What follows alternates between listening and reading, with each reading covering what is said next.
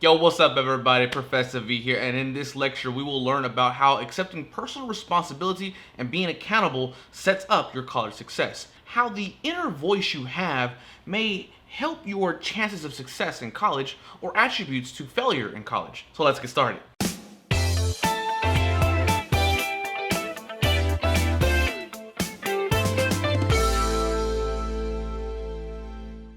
Responsibility is a combination of two words, response and ability. When combined, it means to have the ability to see your choices and respond in such a way that enables you to reach your goals and desired outcomes. This ability is critical to success in both college and in life. With this course focusing on college, the primary focus of this lecture is how personal responsibility drives your success in college. When one does not assume personal responsibility to reach their goals, they rely on other people or luck. They passively wait for something or someone else to intervene. I'm sorry, but it isn't coming, or they aren't coming. Yes, you can seek help, but for someone else to do the hard work for you to reach your goals, it's not happening. For example, there is no magical pill that will cause us to lose weight and stay in shape. You might say, but they're supplements. While true, read the descriptions and do research on them. You still must put forth the hard work to activate them.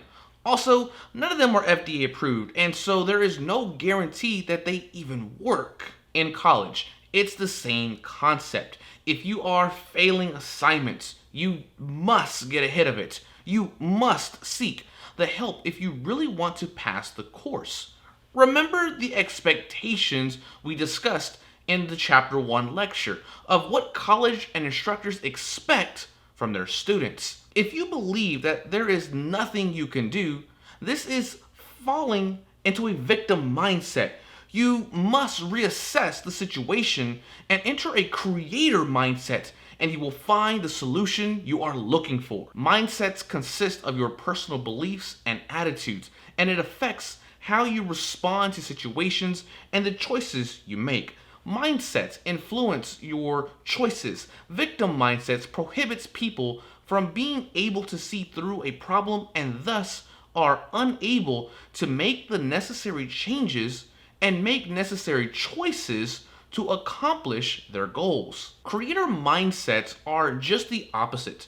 Creator mindsets enables a person to see their choices and choose the one that makes the most sense and allows them to act to achieve their goals. Those that attain to the idea of having personal responsibility believe that they are solely responsible for what happens in their lives, which can be somewhat of an idea to grasp when there are things that do get in the way. Outside forces, such as natural disasters or other things out of one's control, such as muggings.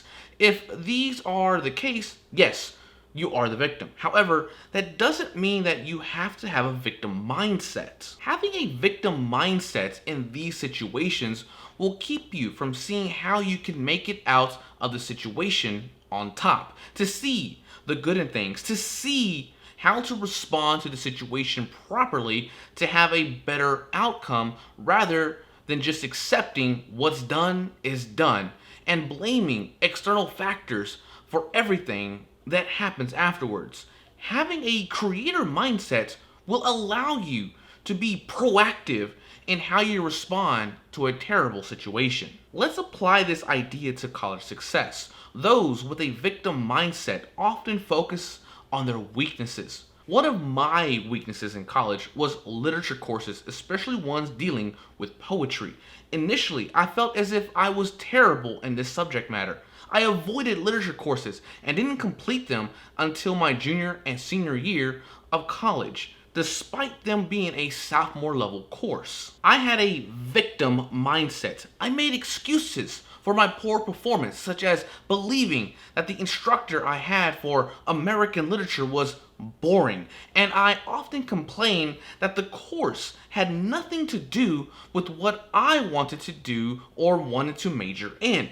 Victims often blame others as well for their poor performance, such as when I thought the exams were difficult because the professor made them hard on purpose. I figured that I would never understand this material, ever.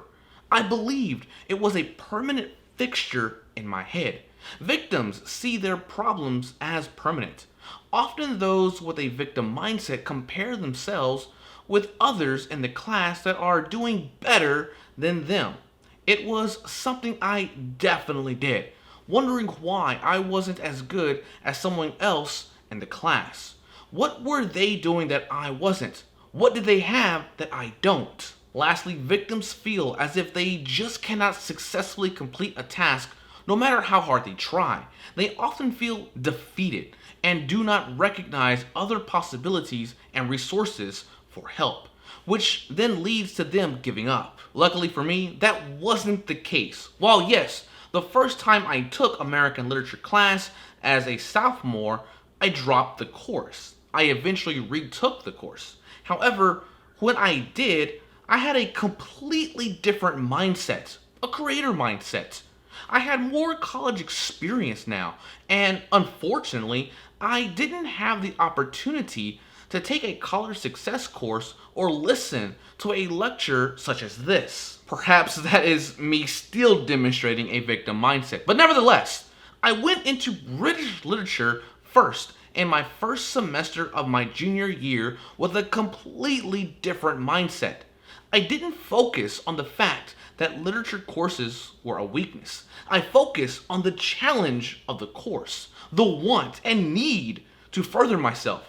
I focused on how can I improve myself in this course, such as staying after class to discuss concepts with the professor to make sure I fully grasp the concepts. I asked more questions in class and was not afraid of being wrong. Remember, if you have a question, there is a high chance that someone else has the exact same question and you'll be helping them out as well. This is called interdependence, but that is a subject we will return to in another video in this lecture series. Instead of making excuses, I made solutions. I formed study groups with other students in the course. I sat in the first row of the classroom. I actively took notes and with permission, recorded lectures and listened to them again while driving instead of blaring my music too loud. Instead of complaining, I sought answers. I no longer compared myself to others in the course. Instead, I sought guidance and help from a tutor, going to the reading and writing lab during my free time. I never once blamed the professor for being boring. If anything, she made it interesting. But it wasn't her that made the course interesting. It was me. I actively participated in class, which made the class more interesting because I understood the material now because I became a creator, no longer a victim. It's never the instructor's or professor's fault for a class to be interesting or not. You have to have the willpower to make it interesting for yourself, to have that creator mindset. The idea of me not understanding literature and poetry was no longer a fixed thought process. I experimented with my study habits to see what worked and what didn't. It became a personal challenge. Back when I was in college, there was no such thing as #challenges. Instead of trying, I did. I went to class, never missing once, actively took notes, asked questions, started a study group, went to office hours. I always sought a way to do better, to find a better choice than just giving up. I was the little engine that could. So, you can see the difference in my mindset from the first time I took a literature class from the second time. I had a victim mindset in my first attempt. If I had a creator mindset for the first time I took the course, I would have never needed to retake American literature within my senior year of college. I actually would have been able to graduate on time rather than a semester late, as I only took 2 classes in my last semester of college, a research class titled Special Project and American Literature. I could have easily taken the research class the semester before. And if I had taken that research class the semester before and completed American literature during my sophomore year, I would have graduated on time. Having a victim mindset delayed my graduation. Thus, we can see how impactful having either a victim and creator mindset can be. Can you think of other examples? Perhaps civil rights movements such as Martin Luther King Jr. or Rosa Parks? What about other celebrities that have overcome a drug addiction such as John Mulaney, one of my favorite comedians? These are examples of people that also had creator mindsets. Moving forward with the victim and creator mindset, we must, to be successful college students, understand responsibility and how culture influences it.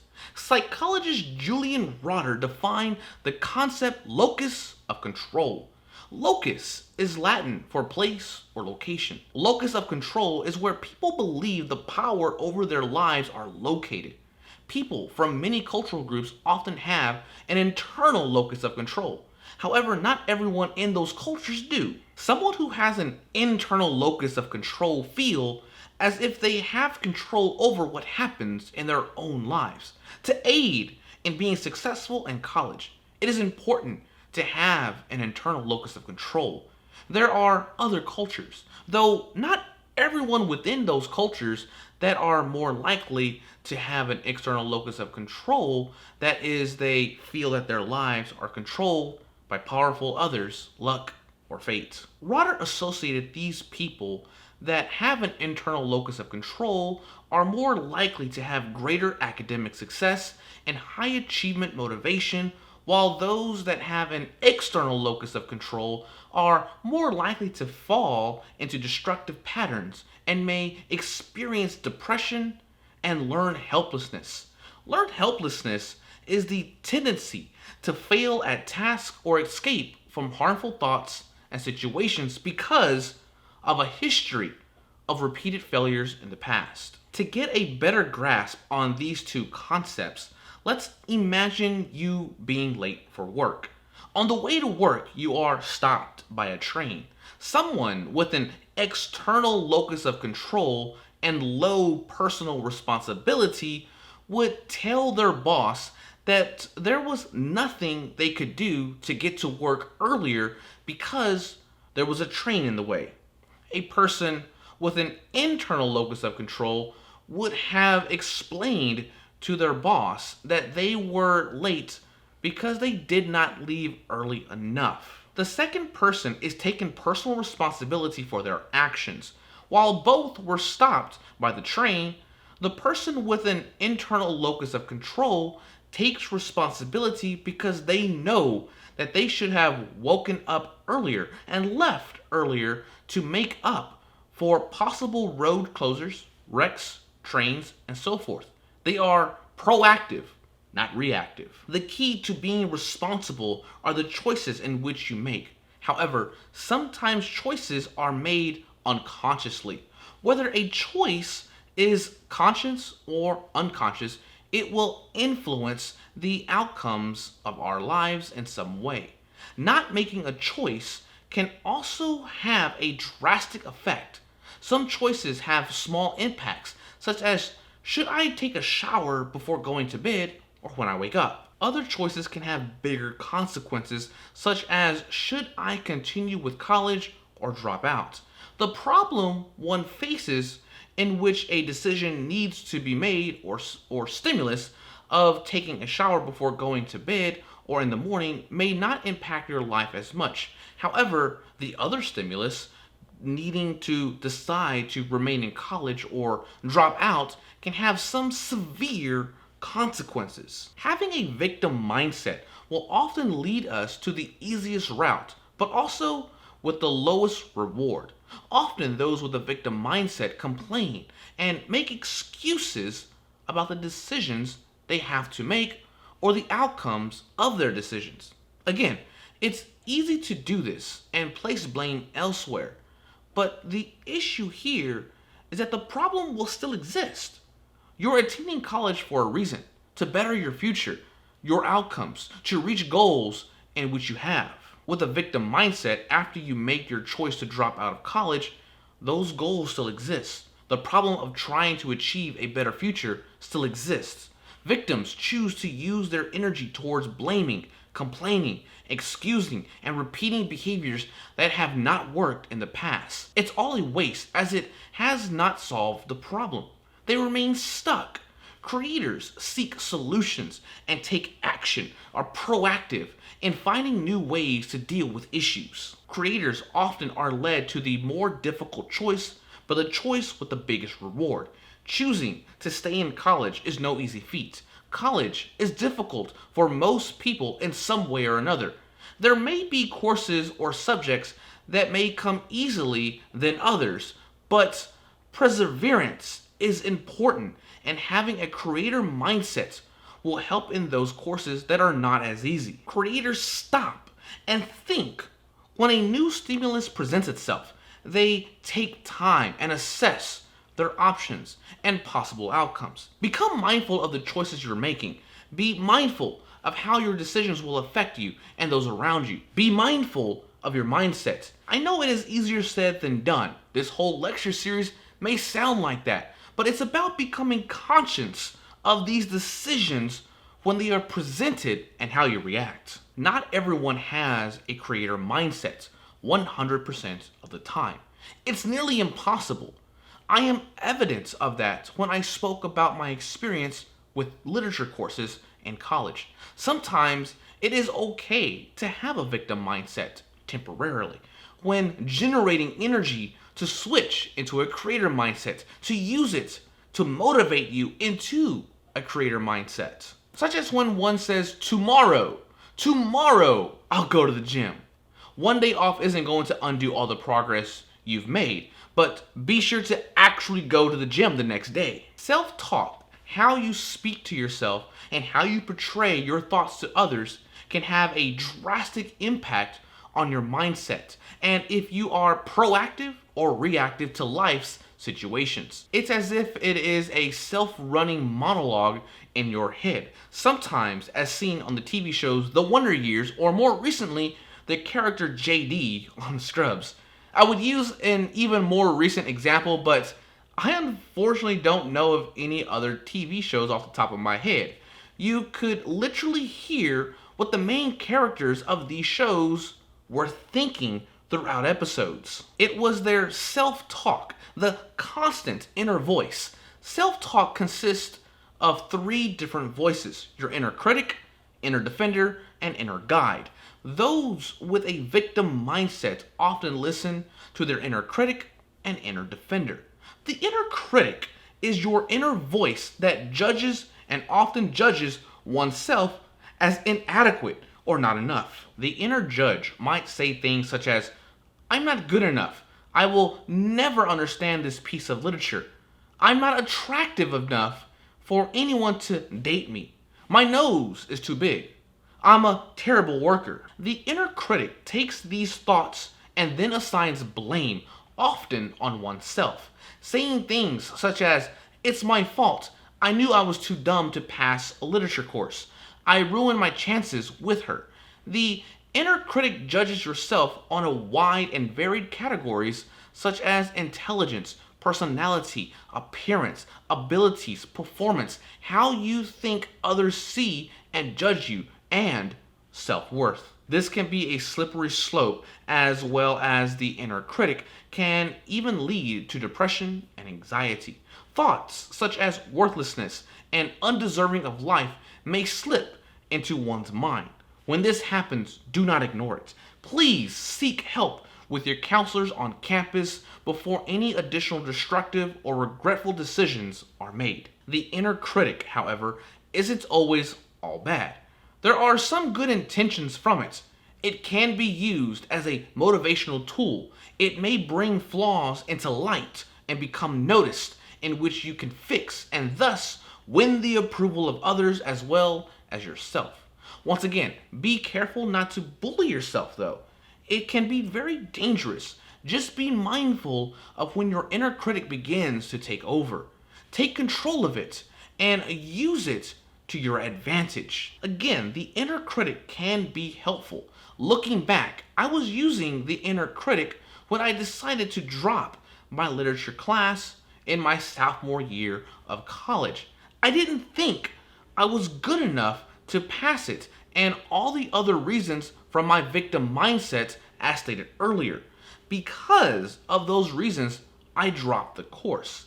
This temporarily relieved me from the stress of American literature class. I knew I had to complete it, but it bought me some additional time to complete it and additional time to focus on my other courses at the time in which I earned A's in that semester. But once again, the relief was temporary. The inner critic is subdued and satisfied with trading future success with present relief. The other form of self-talk that is characteristic of a victim mindset is the inner defender. The inner critic judges oneself while the inner defender judges others, such as judging your professor as boring and monotone. The inner defender also expresses blame onto others, such as your roommate causing you to be late to class because she turned off your alarm. Those that use their inner defender do not accept responsibility for their actions and are consistently blaming others, complaining, criticizing others for their actions and outcomes, judging others as inferior or maybe even superior. The college student who listens to their inner defender may say things to themselves and to others, such as, I can't pass this psychology course because the professor assigns too much readings. The professor obviously doesn't care that we are taking other classes. Now, of course, it comes down to several things outside of the professor's assigned readings: time management and taking on a course load that is suitable for your schedule. But a person using the inner defender doesn't see it that way. They constantly blame and complain about their lack of success due to others, not themselves. However, as with the inner critic, there are some positivity to the inner defender. It is also used as a defense mechanism, just like the inner critic. The student, when placing blame on his or her professor, never feels the guilt or pressure of it being their own fault. They believe that if they fail, it's not their fault. If they have to drop, it's not their fault. If they do stay in the course and earn a passing grade, they may see it as a miracle and not because of their own work. They find comfort in that the results or outcomes of the course is not their fault. They're protecting themselves from embarrassment or from experiencing cognitive dissonance. Cognitive dissonance is an unpleasant psychological tension that we experience when we notice contradictions in our thoughts, feelings, and or actions. The inner defender keeps us from noticing the contradictions, and thus no psychological tension is experienced. It protects us from the discomfort we may find and the anxiety we may experience when noticing the contradictions. The inner defender and the inner critic both point fingers to blame instead of coming to reason with the situation. The inner guide does the opposite and is characteristic of someone who has a creator mindset. It is that voice we hear, sometimes less, sometimes more, in certain situations that allows us to make the best of any situation, good or bad.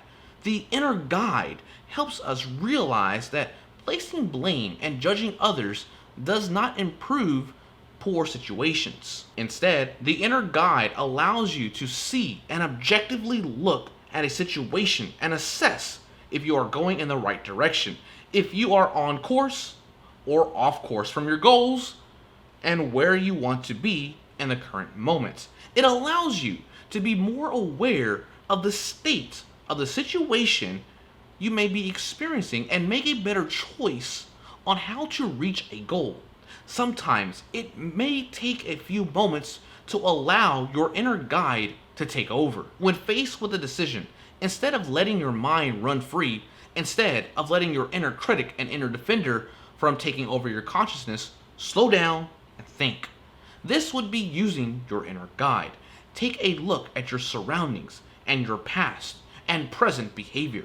Notice your past and present thoughts. Stop yourself from making an emotional decision and make an objective decision. This may take practice, so begin practicing now rather than later. Your goals will thank you. Now, again, the inner defender and inner critic may be there to protect you. Maybe they are truthful. Maybe you do have a boring and monotone professor. Maybe you are terrible at literature courses like myself. Someone with a victim mindset would stop there with their thought process and not take advantage of other opportunities that will help with reaching their goals. They will continue to blame and point fingers and have negative self-defeating thoughts. Those with a creator mindset go a step further in the process and listen to their inner guide. They use the energy they could spend on blaming and complaining, but instead use it to find solutions. They use the energy they could spend on blaming and complaining, but instead use it to find solutions and make improvements to their environments and behavior that allows them to reach their goals. Once again, the statements and thoughts that run through your head can be objective or destructive. The language of responsibility is how you phrase your thoughts.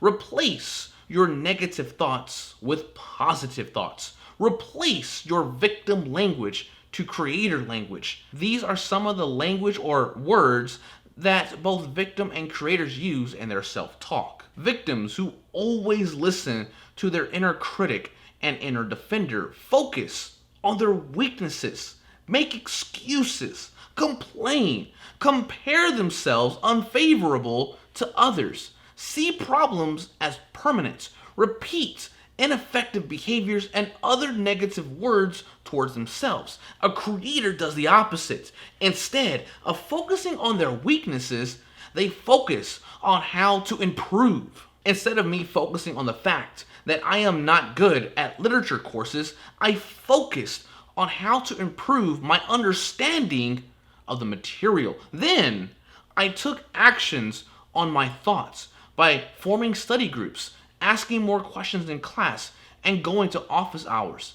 In this way, I thought about solutions rather than making excuses. While I can go on about the language of responsibility, I, in a certain point of view, already spoke about it a couple of slides ago. I discussed the choices I made and my thoughts when it came to my literature courses. As a college sophomore, I engage in a victim mindset with victim language in my self-talk. Once I shifted the language in my self-talk and adopted a creator mindset, I found success in my literature class, albeit it was still a difficult course for me. When you adopt a creator mindset and use creator language in your self-talk, you get to the point where you have to make informed choices. A strategy to use when making these decisions is by using the wise choice process. The wise choice process consists of you asking yourself these questions here for any situation or conflict you face, for when a decision needs to be made. Let's apply this to deciding how and when you study for a major upcoming exam, perhaps the final exam in a college course. So, the first question is, what's my present situation? The first thing is to define your situation in a creator mindset, not a victim mindset. Remember, a creator knows how to remain objective. So, your situation could possibly look like this. Prior exams in my literature course have been mediocre at best, a high C on all previous exams. I have not been happy about my past performance. I was aiming for an A, but expecting a B. This is a great answer for the first question in the wise choice process. Next, how would you like the situation to be? I would like to earn an A on this last exam to boost my grade to earn at least a B overall in this course. Easy enough, right? You have to know you can't change the past, in this case, your previous exam scores. No need to dwell on it. However, the future is yours to decide. I know that sounds cliche, But in the end, it is up to you. Next, what about your possible choices? Someone in a victim mindset would disregard creator language and begin blaming others and experience negative thoughts about oneself. I am not good enough. I'll never understand this material. The instructor assigns too much work. Once again, ignore your inner critic and inner defender and be proactive about the situation. Instead of complaining, ask for help from classmates and your professor. Instead of studying alone, reach out to classmates for a study group, or see your professor during office hours, or swing by after office hours and see if they are available, or email them to schedule a time to come see them if their office hours do not coincide with your own schedule so that you can review the material with them. Now, think about what are your possible outcomes. A victim would only see negative outcomes because they would not consider proactive options. Someone with a victim mindset that is considering dropping the course may think that they'll lose out on the credits now, but they can return later. This is what happened to me, remember? It wasn't a good choice either. Sure, you can complain to the professor's department head or department chair, i.e. their supervisor, but they would likely tell you, have you spoken to your instructor? This will lead you nowhere in the decision-making process. So you go back to, quote, square one. Notice how those outcomes from those choices didn't result in you reaching your goals. Instead, adopt a creator mindset. Seeking one-on-one tutoring with your professors, asking for practice questions, going to a tutoring center, all have the possible outcomes of you being successful in reaching your goals. It takes effort and a lot of it to reach those goals. Again, be proactive. Now you have to decide which choice will you commit to doing. If you commit to complaining to the department head or department chair, you saw where that got you. In all likelihood, it would get you nowhere. Unless it is a serious accusation, of course. Please complain if your professors or instructors are being unfair and showing favoritism towards students. This should not be tolerated. Don't be afraid to complain if it is warranted. Commit to seeking help from your instructors and classmates who are doing well in the course. Seek assistance from tutoring centers. You can commit to multiple choices as well, as long as they help you reach your goals and you can fit the time necessary for the choices you make into your schedule. But also don't be afraid to make a choice that you may think is characteristic of a victim mindset. This could be such as dropping a course. If it is too late in the semester to adopt the creator mindset and save your grade, perhaps the best decision is to drop the class. For example, if it is late in the semester, just 2 weeks away from the end, and you have had a victim mindset the entire time, adopt a creator mindset for the duration of the semester. But also make the necessary decision to keep your GPA as high as possible and drop the course if you know you are unable to pass the course or get the grade you want or even need. Lastly, assess when and how you will evaluate your plan. Assess your results and then compare your plan and results to other situations. If you are also struggling in your math courses, but this process helped in your literature course, adopt this exact or very similar plan and mindset and apply it to your math class. You can also reassess your plan and if it is helping you reach your goals. If not, return to step 1 of the wise choice process. In the end, you have to do what you think is best for you in your current situation.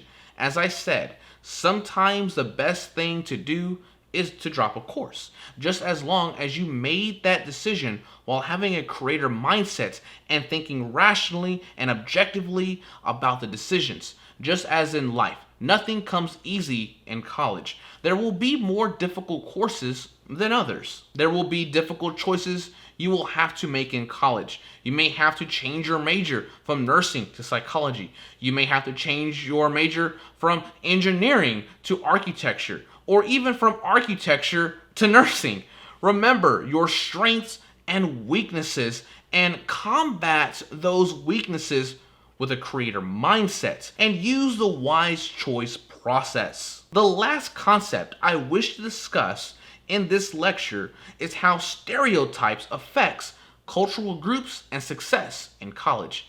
It is a form of a victim's mindset and victim language. Stereotypes are generalized thoughts and beliefs about people that belong to a certain group that are simply not true.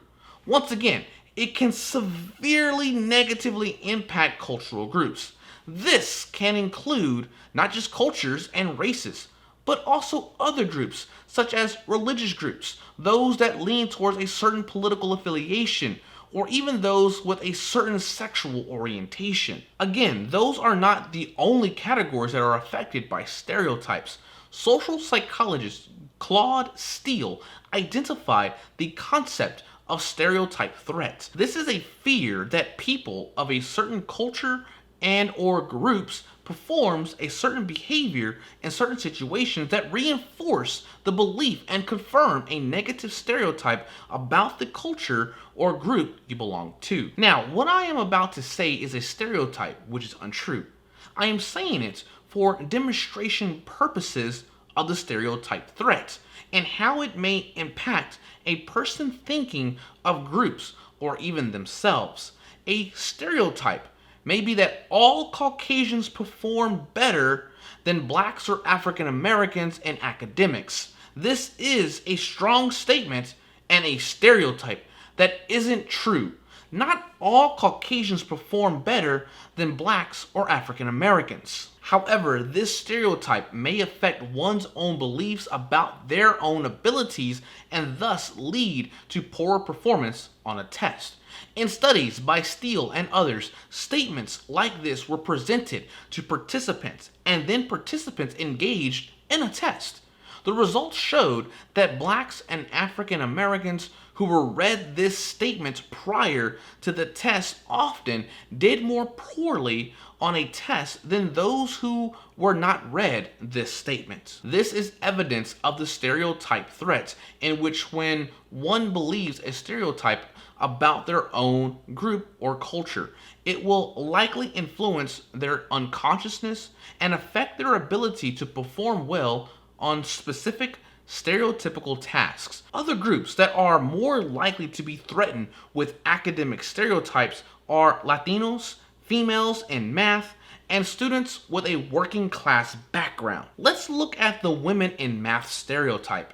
If this stereotype is believed and a female needs to take a math test, she may begin to experience greater amounts of anxiousness, become distracted, and have an inability to recall formulas and steps in solving equations. This has led to world problems such as women avoiding careers in mathematics and STEM, science, technology, engineering, and mathematic careers. Stereotype threat may cause a Caucasian male to forego his dream of becoming a high school basketball player, turn college basketball player, turn professional NBA player, all based on the fact of the stereotype that white men can't jump. But I guarantee you that Woody Harrelson would disagree.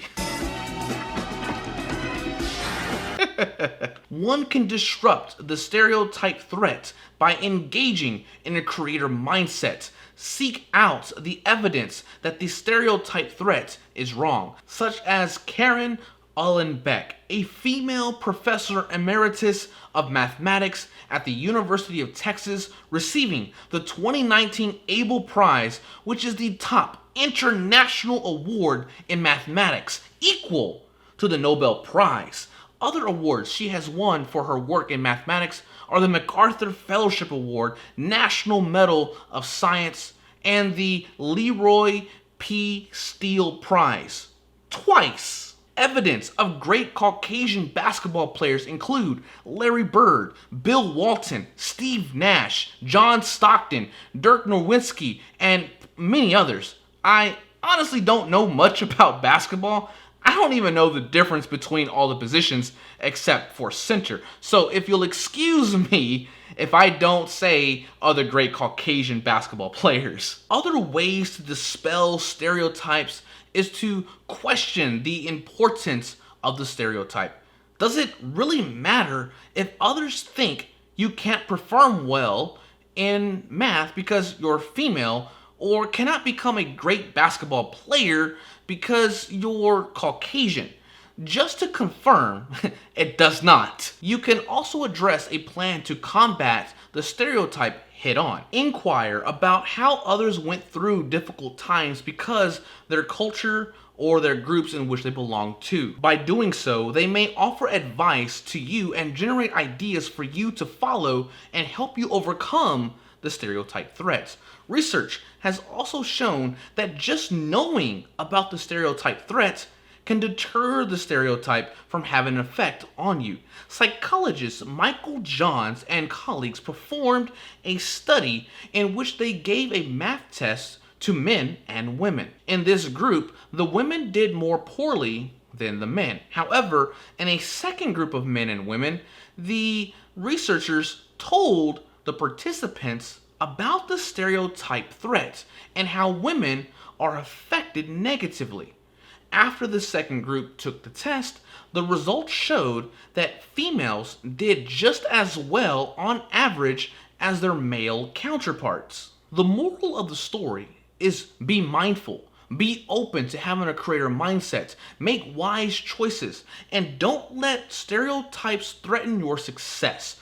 When adopting a creator mindset and assuming responsibility for your actions and reactions, you are setting up yourself for collegiate success, but also life success.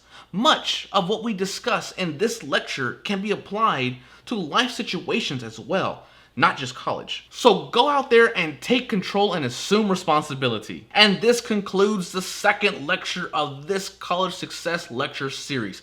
I hope you enjoyed it and found it helpful. Thank you for watching, and I hope you continue your path to college success. Until next time, take care.